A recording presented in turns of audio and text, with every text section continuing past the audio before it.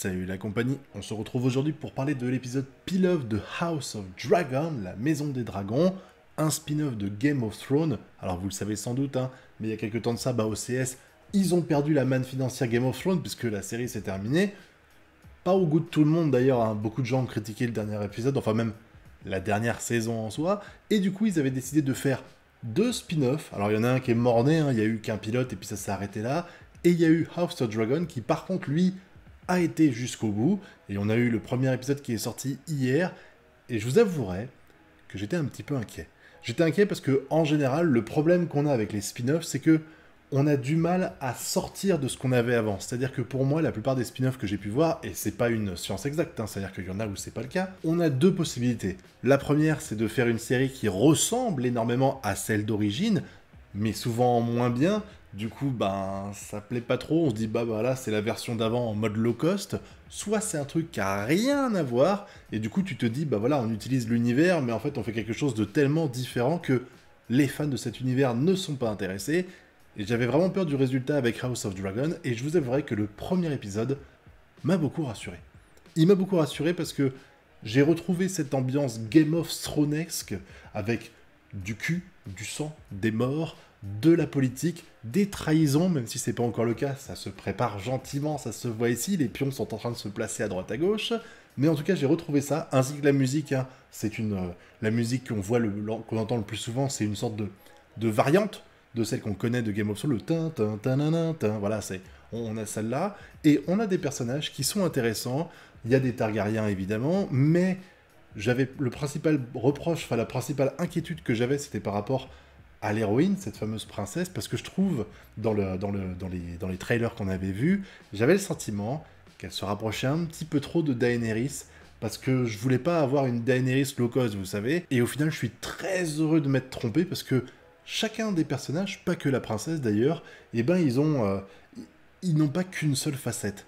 Et ça fait plaisir, vraiment, même si, c'est vrai, alors je vais les appeler par leur fonction, parce que j'ai pas encore retenu bien les noms, mais on voit par exemple que le frère, même s'il se fait passer, même si c'est un enculé, ça se voit, le gars c'est un gros connard, il a, à mon avis, beaucoup d'ambition, parce qu'il veut être le roi, mais malgré tout, c'est pas un connard fini. En tout cas, il donne le sentiment d'être un connard, quand tu le vois à l'écran, tu fais « Ouh, toi mon gars, tu es méchant », ça se voit, et finalement, il y a plein de petits moments où j'ai pas ce sentiment-là. Quand il est avec la princesse sur le trône de fer et qu'il discute avec elle, ou même, attention, je vais spoiler, je préviens, j'ai pas dit avant dans la vidéo, mais là je vais spoiler, même quand la reine meurt en mettant au monde et que le fils meurt aussi, on le sent en fait qu'il a une certaine empathie vis-à-vis de la princesse, vis-à-vis de son frère, même si elle va très vite partir aux oubliettes. En fait, j'ai l'impression qu'il a deux facettes. Il a celle où il doit se comporter face aux gens comme un gros trou du cul pour être la personne qu'on va suivre, et de l'autre, il y a une autre facette. Alors évidemment, il fait pas semblant non plus, il veut le trône, ça se voit, c'est pas juste pour le plaisir, et de l'autre, il a ce côté, en fait, alors familial, c'était peut-être pas le bon mot, mais en tout cas, il a un côté empathique, un côté gentil malgré tout, et ça, c'est intéressant. Et c'est le cas de tous les personnages. On va voir par exemple la princesse, elle est intéressante parce que c'est pas une Daenerys bis, elle aime chevaucher des dragons, elle est contente de ça, elle voulait que son père ait un fils pour qu'elle puisse être tranquille et qu'elle fasse autre chose de sa vie que les courtisanes, la cérémonie, la royauté et tout ça, et finalement, ça va mal finir, et justement, c'est peut-être le point qui me dérange le plus, c'est que tout était ultra prévisible.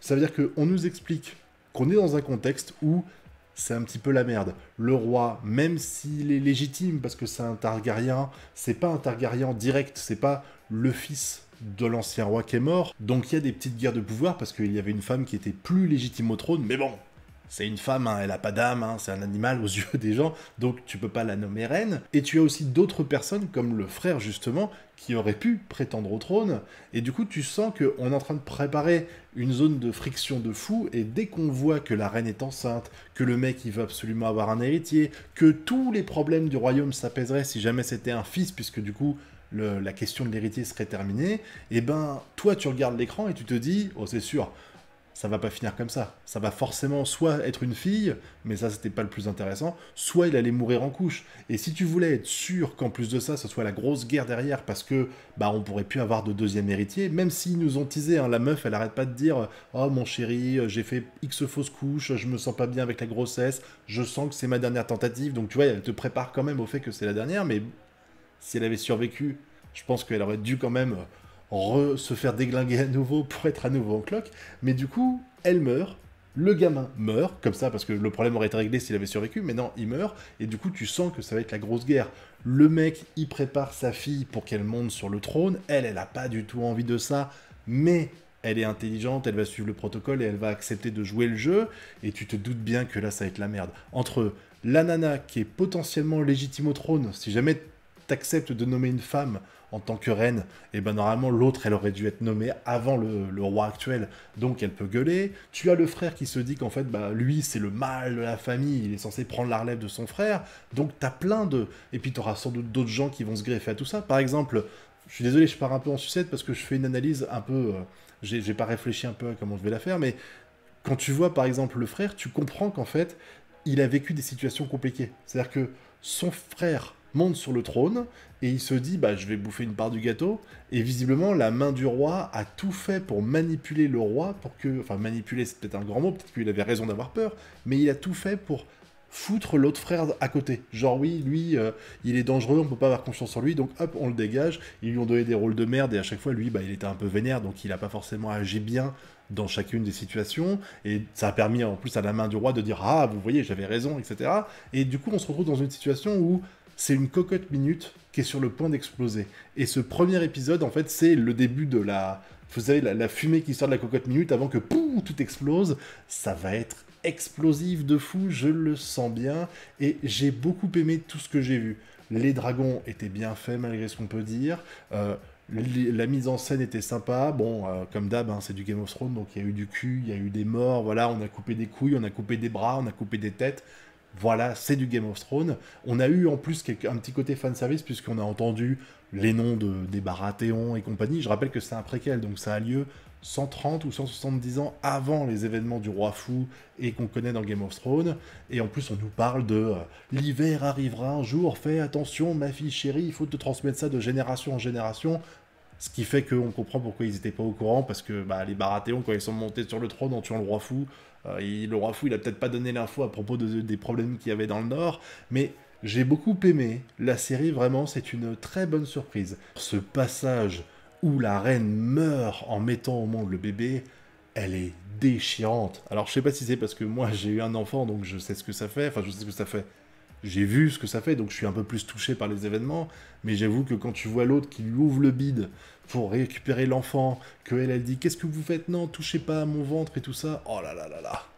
Oh, j'ai eu mal au cœur, il lui donne la main à sa femme en lui disant « Je suis désolé pour tout ça », c'était tellement émouvant. Et même après, hein, quand il va parler à sa fille et qu'il va dire même, je trouve que ça a été un bon roi. Visiblement, il a essayé d'agir pour le bien de sa nation, pour le bien du peuple en général. Mais tu sens qu'il était tellement omnubilé par préserver la paix en ayant un héritier mâle qu'il a délaissé sa femme, il s'est contenté d'en faire une couveuse pour bébé, et qu'il a délaissé sa fille parce qu'elle n'avait pas de pénis entre les cuisses, et que c'était un problème pour lui, et il s'en rend compte et il s'en excuse après.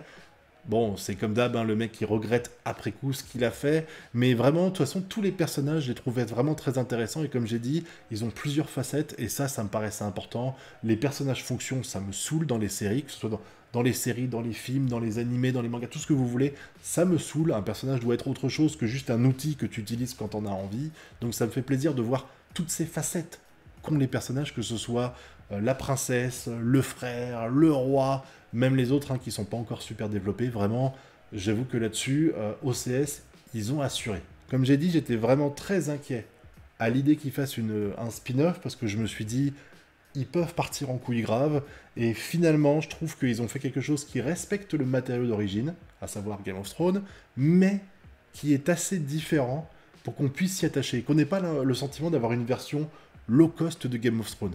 Et ça, c'est plutôt cool. Après, c'est le premier épisode, on a posé les bases, et comme j'ai dit, elles étaient ultra prévisibles.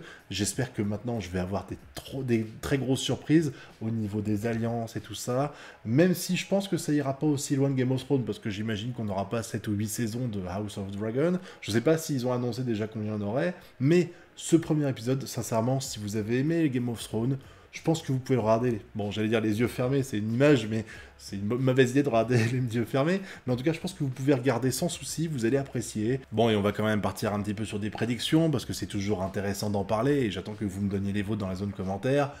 Tu te doutes que le roi, il va pas faire long feu, il va forcément canner. La question c'est, qui va le buter? J'imagine pas le frère, je sais pas pourquoi. Ou alors le faire, et tu vois qu'il aura... il hésitera au moment de porter le coup fatal sur son frère, je sais pas, mais je pense que le roi va canner bientôt, ça me paraît évident. En plus, il faut qu'elle monte sur le trône et qu'elle gère tout ce qui est à côté, ce serait vraiment très intéressant. Et puis évidemment, je pense qu'il n'y aura pas juste les 2 autres maisons Targaryen qui essaieront de s'en mêler, il y en a peut-être d'autres dont on n'a pas entendu parler qui débarqueront, les Baratheons qui vont essayer peut-être de foutre la merde, d'autres encore, hein, c'est possible. La main du roi va peut-être vouloir prendre le pouvoir derrière, parce que s'il n'y a pas de roi légitime, c'est la main du roi qui gouverne. Donc ça pourrait être ça, par exemple. Donc il va y avoir un énorme jeu d'alliance, un énorme truc, et j'espère vraiment que ce sera, dès le 2e épisode, on sera lancé là-dedans. Le premier était vraiment bien, on a mis le pied à l'étrier, maintenant faut partir, et j'ai aucun souci, vu la qualité du premier épisode, je me doute bien que le 2e va enchaîner très vite. J'attends que vous me donniez votre avis dans la zone commentaire. Est-ce que vous avez apprécié ce premier épisode? Petite parenthèse, 2 secondes, parce que j'ai eu l'occasion de regarder en VO et en VF, et je vous avouerai que autant j'avais beaucoup kiffé la VF de Game of Thrones, je trouve qu'elle était vraiment très bien faite, autant celle-là, alors elle n'est pas mauvaise, mais je la sens un petit peu moins bonne que la précédente, enfin que celle de la série originale. Donc n'hésitez pas à me dire aussi ce que vous en avez pensé si vous l'avez vu en VF. Je vais pas faire le débat du oh la VF, la VO c'est mieux et tout. Chacun regarde comme il veut, moi j'ai aucun problème avec ça. Mais c'est juste, et puis en plus j'apprécie en général les 2 versions. Mais c'est vrai que celle-là, la VF, je la trouve un poil en dessous celle de Game of Thrones pour le choix des doubleurs, leur qualité pour retransmettre des informations, enfin des émotions et tout. En tout cas, je pense que là, j'ai fait le tour de ce que j'avais à dire.